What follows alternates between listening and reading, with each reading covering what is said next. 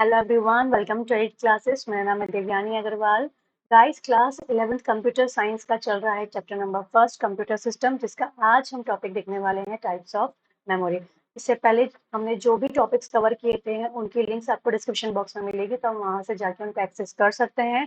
And अगर आप कोई भी स्टूडेंट अगर आप क्लास 11th या 12th में है, अगर आईपीसीएस से बिलोंग करता है, तो हमारे उनके भी लेक्चर्स हम अपलोड करते हैं। अगर आप 11th आईपी से बिलोंग करते हैं या 12th आईपी के हैं या सीएस 12th में है, तो आप उनकी भी लिंक्स हमारे डिस्क्रिप्शन बॉक्स में जाके देख सकते हैं। हमने उनकी भी लिंक्स डिस्क्रिप्शन बॉक्स में डाली हुई है, तो वहां से जाके आप उनके लेक्चर्स को एक्सेस कर सकते हैं। एंड अगर आपको कुछ भी कंटेंट चाहिए तो कंटेंट के लिए हमने टेलीग्राम चैनल की लिंक दी है, तो वहां से जाके आप हमारे कंटेंट को एक्सेस कर सकते हैं, जो हमने फ्री ऑफ कॉस्ट अवेलेबल कर रखा है टेलीग्राम चैनल पर। तो जो भी पीडीएफ अगर आपको चाहिए, जो भी टॉपिक कवर हुआ है उसकी पीडीएफ चाहिए, तो आप टेलीग्राम चैनल को ज्वाइन कीजिए, वहाँ पे आपको फ्री कंटेंट मिलेगा पूरा। ठीक है, तो चलिए स्टार्ट करते हैं हमारा फर्स्ट चैप्टर कंप्यूटर सिस्टम का टॉपिक आज टाइप्स ऑफ मेमोरी। चलिए, तो टाइप्स ऑफ मेमोरी में स्टार्ट करते हैं। देखिए, सबसे पहले समझना है कि टाइप्स ऑफ मेमोरी में कि हमारे पास कितने टाइप की मेमोरीज होती है। तो कंप्यूटर के पास 3 टाइप की मेमोरीज होती है। एक होती है प्राइमरी, सेकेंड होती है कैशी एंड थर्ड वन है सेकेंडरी मेमोरी। 3 टाइप की मेमोरी होती है, primary memory, cache memory and secondary memory. ठीक, अब प्राइमरी मेमोरी में भी अगेन हमारे पास 2 टाइप की मेमोरी रहती है, रैम एंड रोम। रैम को बोलते हैं रैंडम एक्सेस मेमोरी और रोम को कहते हैं रीड ओनली मेमोरी। ठीक, तो ये 2 टाइप की मेमोरी होती है प्राइमरी के अंदर। देन हमारे पास है कैशे मेमोरी एंड देन होती है हमारे पास सेकेंडरी मेमोरी। सेकेंडरी मेमोरी में भी अलग अलग टाइप की मेमोरीज आती है, लाइक हार्ड डिस्क हो गई, सॉलिड स्टेट ड्राइव हो गई, पेन ड्राइव हो गया, कॉम्पैक्ट डिस्क हो गई, डीवीडीज हो गई। तो इन सब के बारे में हमको देखना है डिटेल स्टडी कि इनके अंदर क्या क्या चीजें हमारे पास होती है। तो चलो स्टार्ट करते हैं हमारा सबसे पहले प्राइमरी मेमोरी से कि प्राइमरी मेमोरी होती क्या है। देखो, सबसे एसेंशियल कंपोनेंट होता है प्राइमरी मेमोरी हमारे कंप्यूटर सिस्टम का। सबसे मेन बोल सकते हैं, सबसे मेन जो है वो कौन सी होती है, प्राइमरी मेमोरी होती है। ठीक, जब भी कोई प्रोग्राम और डेटा आता है तो सबसे पहले वो कहाँ लोड होता है, प्राइमरी मेमोरी के। कंप्यूटर के पास कोई भी प्रोग्राम या कोई भी डेटा आया तो सबसे पहले उसको लोड किया जाता है प्राइमरी मेमोरी के अंदर, प्रोसेस करने से पहले। ठीक, और यहाँ पे क्या है, ये ऐसी मेमोरी होती है जिससे सीपीयू डायरेक्टली क्या कर सकता है, इंटरेक्ट कर सकता है किसी भी रीड एंड राइट ऑपरेशंस को परफॉर्म करने के लिए। तो प्राइमरी मेमोरी सबसे मेन मेमोरी होती है कंप्यूटर की, जो सीपीयू डायरेक्टली एक्सेस कर सकता है। अगर कोई भी प्रोग्राम आया या कोई भी डेटा आया तो सबसे पहले वो प्राइमरी मेमोरी में जाके ही क्या होता है, लोड होता है उसको प्रोसेस करने से पहले। अब मैंने बताया था कि इसमें हमारे पास 2 टाइप की मेमोरी होती है, एक होती है रैंडम एक्सेस मेमोरी और एक और होती है read only memory. Random access memory का शॉर्ट फॉर्म हो गया रैम, एक्रोनिम में रैम बोलते हैं। और अगर रीड ओनली मेमोरी की बात करते हैं तो इसका एक्रोनिम होता है रोम। ठीक, अब चलो इनके बारे में हम डिटेल स्टडी देखेंगे। Random access memory that is RAM. ठीक है, तो रैम के बारे में बात करते हैं। तो रैम हमारी वोलेटाइल मेमोरी होती है। वोलेटाइल मतलब अगर कोई भी डेटा रैम के पास जाके अगर स्टोर होता है, सपोज लाइट चालू है, अभी हमारे पास लाइट है और कंप्यूटर में रैम में डेटा को स्टोर किया है हमने, तो जब तक लाइट रहेगी वो डेटा उस रैम के अंदर स्टोर रहेगा। वोलेटाइल होना मतलब जब तक कंप्यूटर को पावर मिल रहा है तब तक वहां पे डेटा रैम के अंदर स्टोर रहेगा। जैसे पावर कट हुआ, रैम में जो भी डेटा है वहां से डिलीट हो जाएगा, रैम में लोड नहीं रहेगा, तो वो कहलाता है वोलेटाइल रहना। ठीक, देखो वोलेटाइल की डेफिनेशन समझो। As long as the power is supplied to the computer, it retains the data in it. But as soon as the power supply is turned off, all the content of RAMs are wiped out. मतलब जब तक computer को power मिल रहा है तब तक data RAM में रहेगा। जैसे ही कंप्यूटर को पावर मिलना बंद हो जाएगा, वहां से डेटा भी क्या हो जाएगा, ऑटोमेटिक पूरा डिलीट हो जाएगा। तो इसका मतलब रैम हमारा जो स्टोरेज होता है वो वहां पे डेटा टेम्परली स्टोर होता है। ठीक है, रैम के अंदर, मेमोरी के अंदर, रैम के अंदर डेटा टेम्परली स्टोर होता है। जब तक कंप्यूटर काम करेगा डेटा वहां पर स्टोर रहेगा, अदरवाइज वहां से पूरा हट जाएगा। ठीक है, जब भी कंप्यूटर को कोई भी प्रोग्राम या डेटा की रिक्वायरमेंट होती है स्टार्ट करने के लिए, सबसे पहले वो रैम में ही डेटा क्या करता है, लोड करता है प्रोसेस कराने के लिए। ठीक, whenever the computer is started the required program and data are loaded in the RAM for processing। मतलब क्या हो रहा है कि जब भी कोई भी कंप्यूटर, मतलब जब भी हम कंप्यूटर को स्टार्ट करेंगे और कोई भी डेटा या कोई भी प्रोग्राम हमको स्टार्ट करना है, तो सारे पहले जितने भी प्रोग्राम और डेटा है उनको हम रैम में जाके स्टोर करते हैं, देन वो वहां से क्या होते हैं, प्रोसेस होते हैं। तो सबसे पहले प्रोग्राम जाके कहाँ हमारा स्टोर हो रहा है, रैम के अंदर ही होता है। ठीक, और रैम को एक और नाम से जाना जाता है, उसे अपन बोलते हैं मेन मेमोरी। रैम को मेन मेमोरी भी कहा जाता है। रैंडम एक्सेस मेमोरी को हम मेन मेमोरी भी कहते हैं, और ये फास्टर होती है as compare to secondary and storage devices. ठीक, तो ये हमारी कुछ रैम की कुछ ऐसा दिखता है रैम। तो हमने क्या क्या पढ़ा, सबसे पहले तो वोलेटाइल होता है, उसके बाद जब भी हम कंप्यूटर स्टार्ट करने कोई भी प्रोग्राम और डेटा की नीड होती है, सबसे पहले वो कहाँ जाके स्टोर होता है, रैम के अंदर। ठीक, थर्ड हमने देखा इसमें कि इसे हम मेन मेमोरी भी कहते हैं, एंड फोर्थ पॉइंट हमने इसमें क्या देखा कि ये secondary memory and storage devices से फास्ट होती है, एंड डेटा इसके अंदर जो भी स्टोर होता है वो टेम्पररी वे में स्टोर होता है, मतलब वो टेम्पररी मेमोरी कहलाती है एक तरह से, कि जैसे ही उसके पास पावर रहेगा, जब तक पावर रहेगा कंप्यूटर के पास तब तक डेटा रैम में रहेगा, अदरवाइज वहां से डेटा डिलीट हो जाएगा। ठीक है, चलो आगे नेक्स्ट देखते हैं। नेक्स्ट है हमारे पास read only memory, that is ROM. तो रोम हमारी एक नॉन वोलेटाइल मेमोरी होती है। मतलब क्या होगा नॉन वोलेटाइल, मतलब क्या, यहाँ पे जब भी यहाँ पे डेटा जो रहेगा वो लाइट आने या जाने से उस पर फर्क नहीं पड़ेगा। जब जब डेटा यहाँ पे नॉन वोलेटाइल है, मतलब क्या कि इसका कंटेंट जो है वो पावर के जाने पर लॉस नहीं होगा, डेटा यहाँ पे परमानेंट रहेगा, इसलिए इसको परमानेंट मेमोरी कहते हैं। और जो भी इंपॉर्टेंट डेटा या इंस्ट्रक्शंस होते हैं जो इंपॉर्टेंट टास्क परफॉर्म करते हैं कंप्यूटर के अंदर, उन्हें सबसे पहले हम रोम में ही जाके स्टोर होता है। तो फॉर एग्जाम्पल अगर हमारा बूट प्रोसेस है और जैसे हम कंप्यूटर चालू करते हैं, सबसे पहला प्रोग्राम जो स्टार्ट होता है उसे हम बूटिंग प्रोसेस बोलते हैं। तो बूटिंग प्रोसेस अगर डिलीट हो गई तो कंप्यूटर स्टार्ट होने से रहा, तो जो बूट प्रोसेस होती है उसे हम रोम में स्टोर करता है कंप्यूटर। कंप्यूटर उसको जाके रोम में स्टोर करेगा, क्योंकि जब भी कंप्यूटर स्टार्ट होगा उसको सबसे पहले बूट प्रोग्राम को सर्च करता है। तो वो ही बूटिंग प्रोग्राम को हम रोम में स्टोर करते हैं, मतलब वो एक तरह से परमानेंट हो गया, उसे बार बार लोड करने की जरूरत नहीं है। तो जो भी परमानेंट डेटा होता है उसे कंप्यूटर जाके स्टोर कहाँ करता है, रोम के अंदर। फॉर एग्जाम्पल हमने क्या लिया है पे बूट प्रोसेस का। याद रखना जब भी कंप्यूटर चालू होता है सबसे पहले बूट प्रोग्राम काम करता है, और बूट प्रोग्राम क्या है, परमानेंट होना चाहिए कंप्यूटर के पास, इसलिए वो उसको कहाँ जाके स्टोर कर रहा है, रोम के अंदर। ठीक, और ये रैम से स्लो होता है। ठीक है, तो रोम में हमने देखा कि रोम का फुल फॉर्म क्या है, रीड ओनली मेमोरी। ये नॉन वोलेटाइल होता है, मतलब पावर टर्न ऑफ हुआ तो डेटा यहाँ से डिलीट नहीं होगा, इसलिए इसको परमानेंट मेमोरी कहा जाता है।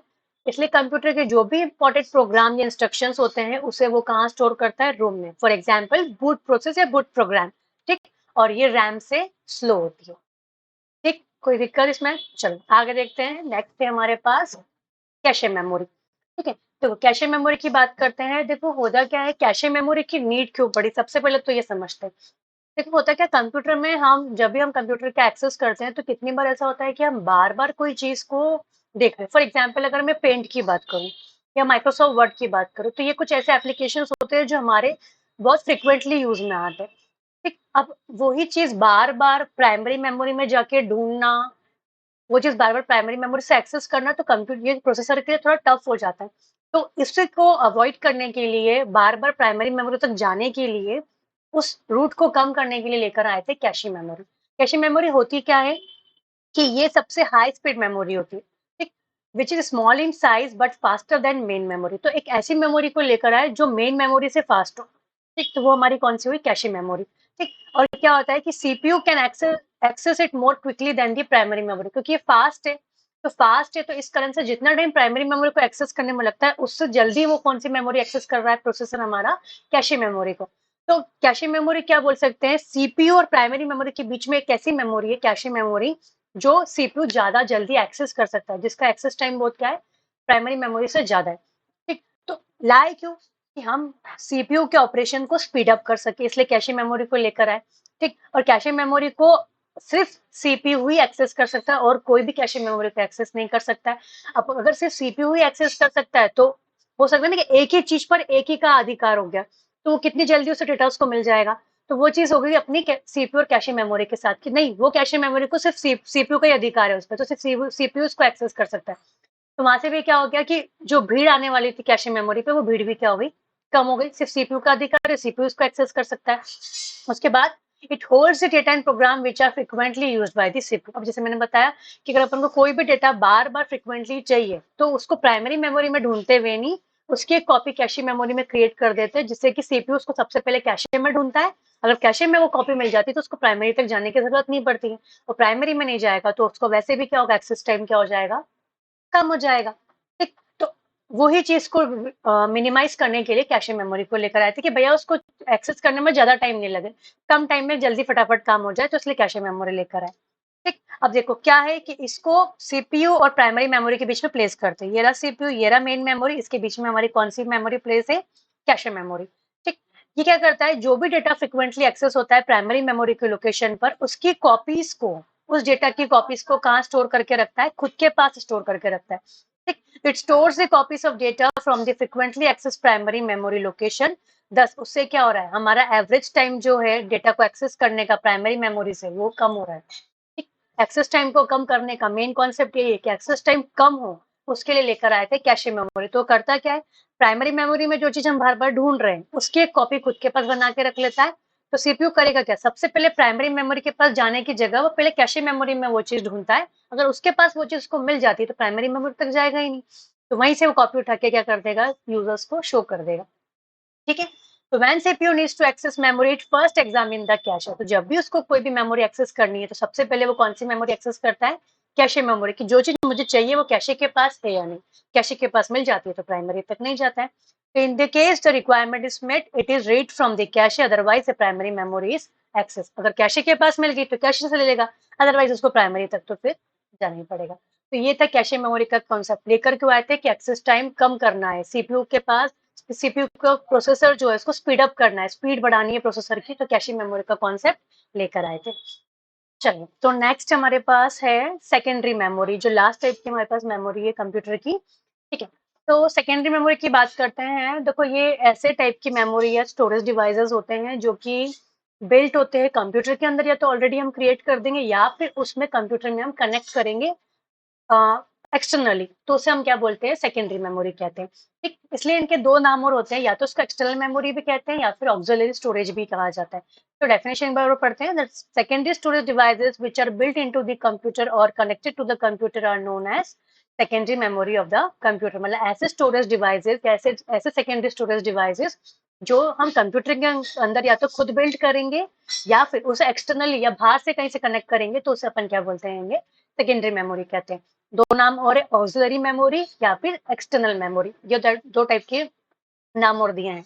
एक्सटर्नल मेमोरी भी कहा जाता है और ऑक्सिलरी स्टोरेज भी कहा जाता है। ठीक, अगेन देखो, सेकेंडरी मेमोरी जो रहती है नॉन वोलेटाइल रहती है, मतलब इसमें डेटा जाएगा तो परमानेंटली स्टोर होगा, डिलीट नहीं होगा। उसके बाद इसके अंदर जो स्टोरेज कैपेसिटी होती है वो प्राइमरी मेमोरी से ज्यादा होती है। मतलब प्राइमरी मेमोरी के पास जितना भी स्टोरेज है उससे ज्यादा स्टोरेज कहाँ होता है, हमारे पास सेकेंडरी मेमोरी के अंदर।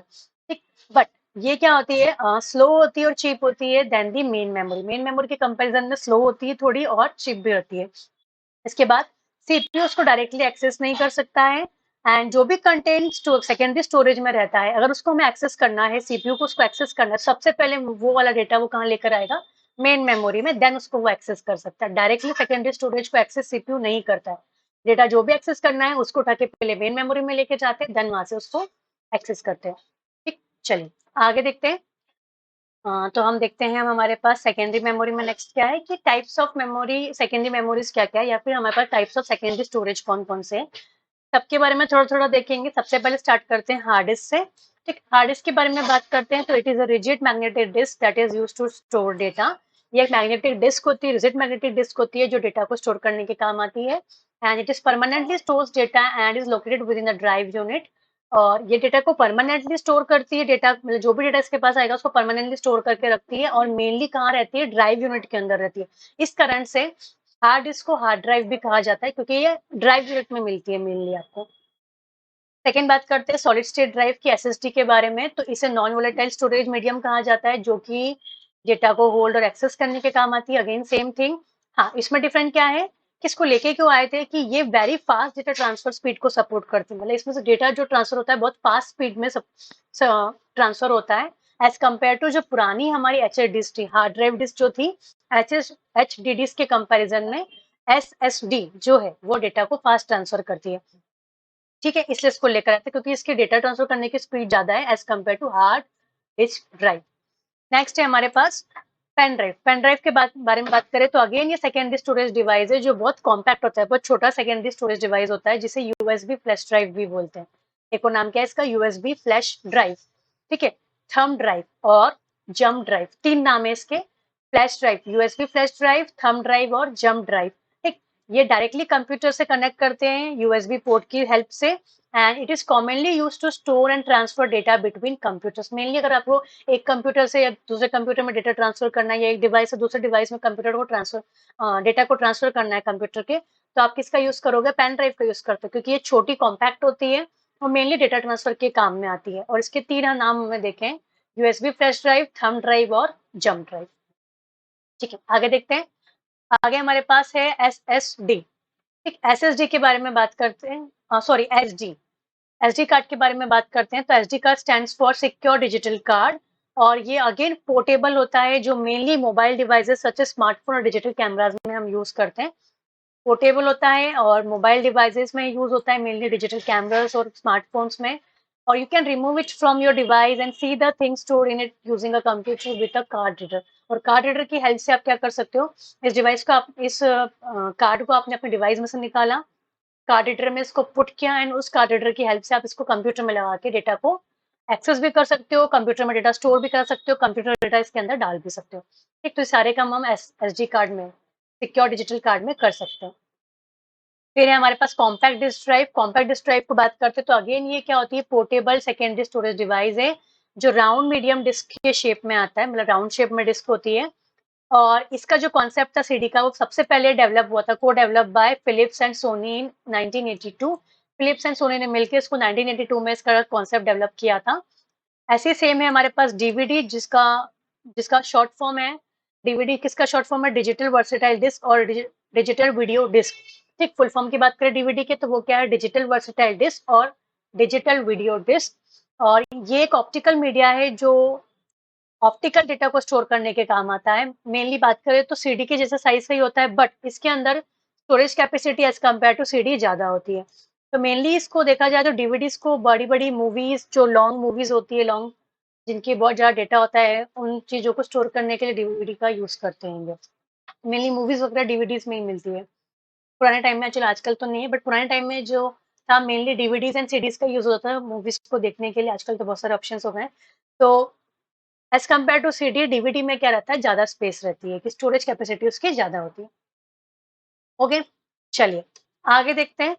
ठीक है, देखो नेक्स्ट हमारे पास क्या है। अभी हमने देखा कि हमारे पास किन टाइप की मेमोरी थी, 3 मेमोरी हमने देख ली, primary memory, cache memory and secondary memory. Primary memory में अगेन उसके हमने 2 टाइप देख लिए, रैम एंड रोम।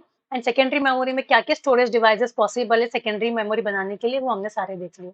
अब आगे बढ़ते हैं, कुछ टर्मिनोलॉजी से जो याद रखना, जैसे data capturing, data storage, data retrieval, तो इनके क्या मीनिंग है वो हमको देखना है। ठीक, तो सबसे पहले बात करते हैं कि डेटा कैप्चरिंग का मतलब क्या होता है। ठीक, तो it involves a process of gathering data from different source in digital form.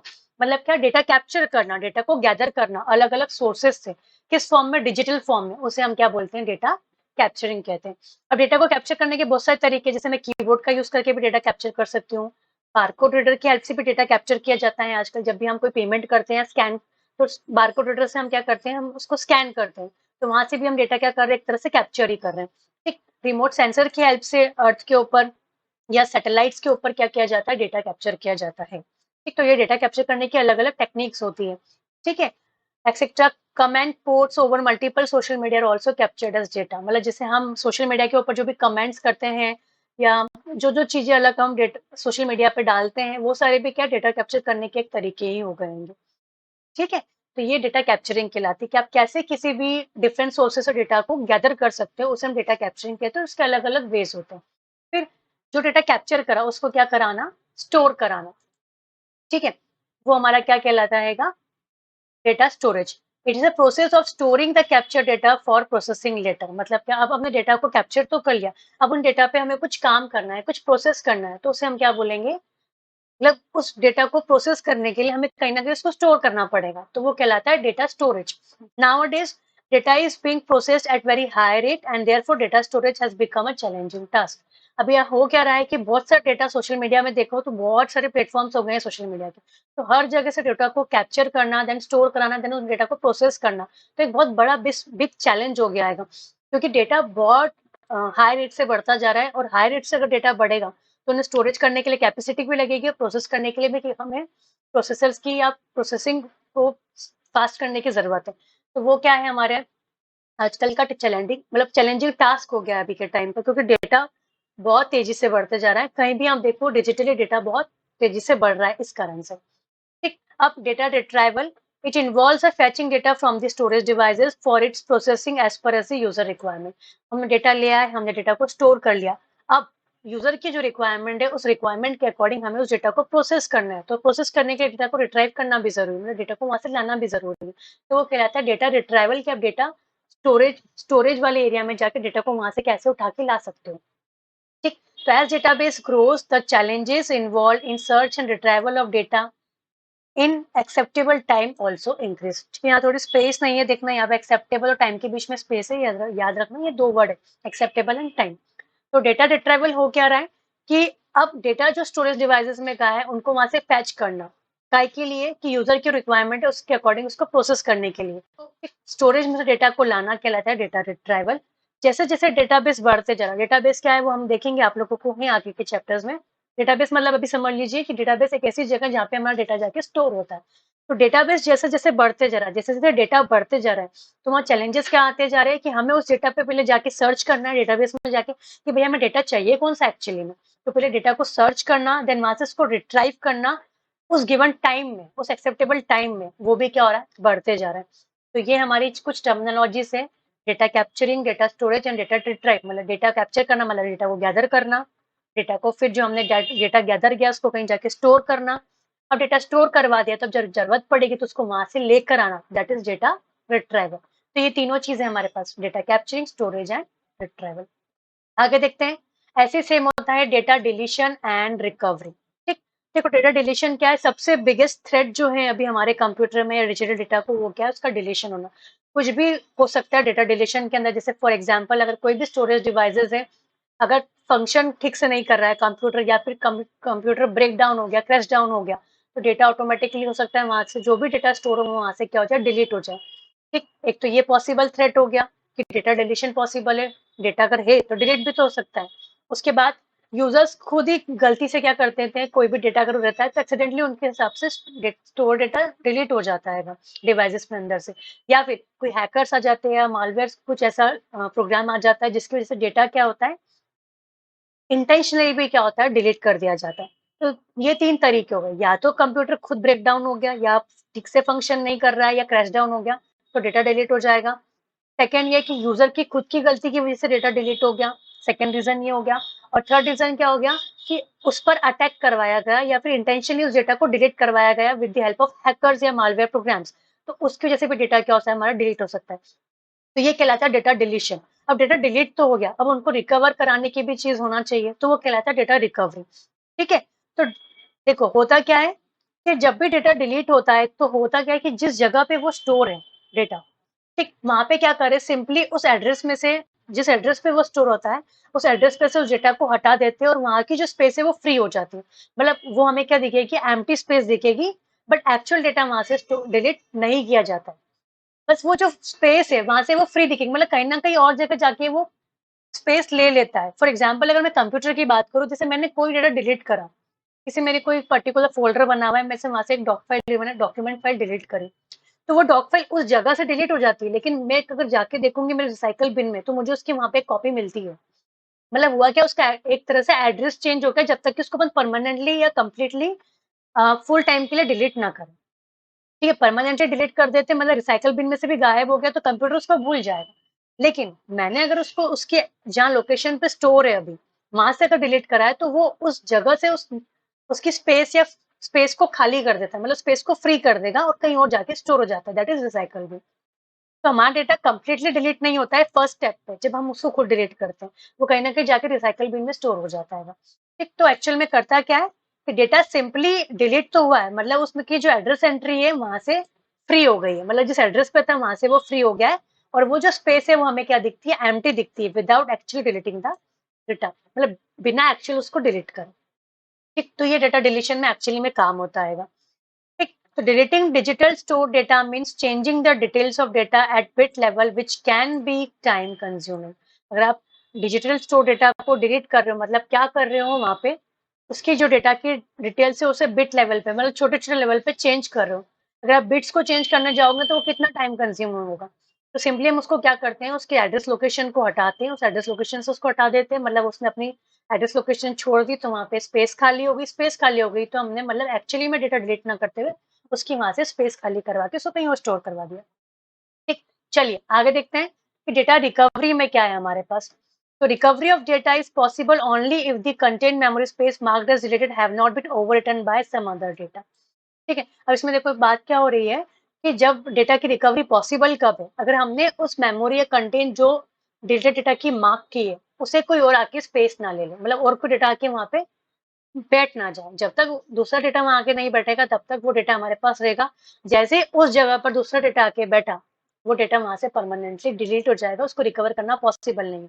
ठीक, तो डेटा रिकवरी मतलब क्या है? डिलीटेड डेटा को, लॉस डेटा को या करप्टेड डेटा को रिकवर करना, लेकर आना वापस, उसे क्या कहते हैं हम?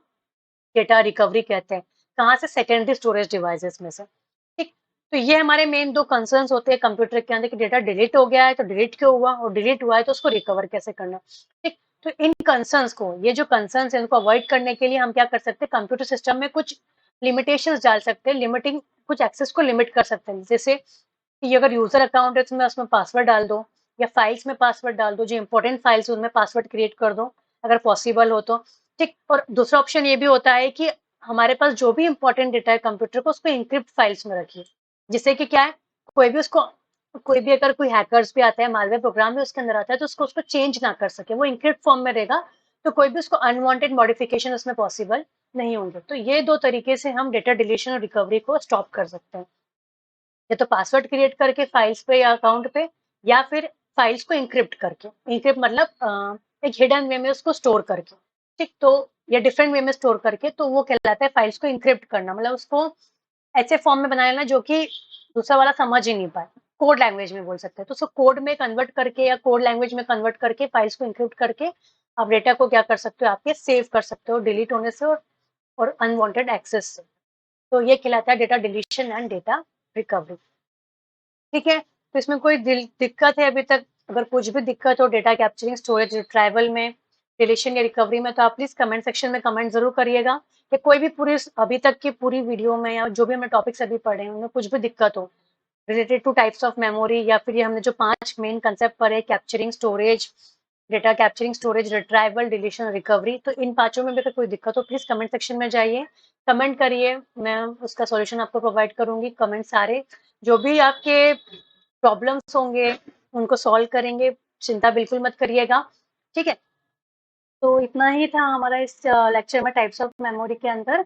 ठीक है, तो हम नेक्स्ट जो डिस्कस करने वाले हैं इसमें हमारा रहेगा data transfer between memory and CPU. इसके बारे में डिस्कस करेंगे और जल्दी इसका लेक्चर अपलोड करूंगी गाइस। ठीक है, तो गाइस जिन्होंने अभी तक चैनल सब्सक्राइब नहीं किया है मैं उनसे रिक्वेस्ट करूंगी चैनल को सब्सक्राइब कीजिए, इवन आप अपने फ्रेंड्स में इस चैनल को शेयर कीजिए। ठीक है, कि आईपी एंड सीएस का कंटेंट फ्री अवेलेबल इस चैनल पे। इवन चैनल आपको जो भी पीडीएफ से पढ़ाता है, जो भी कंटेंट प्रोवाइड करता है, वो भी content free of cost available करा रहा है टेलीग्राम चैनल के ऊपर। तो टेलीग्राम चैनल को भी आप ज्वाइन कर सकते हैं। ठीक है, और बेल आइकन को प्रेस कीजिए जिससे कि जो भी मैं नेक्स्ट लेक्चर अपलोड करूंगी उसकी नोटिफिकेशन आपको मिलती रहे। ठीक है, तो हम गाइस मिलते हैं हमारे नेक्स्ट लेक्चर के साथ, तब तक के लिए बाय।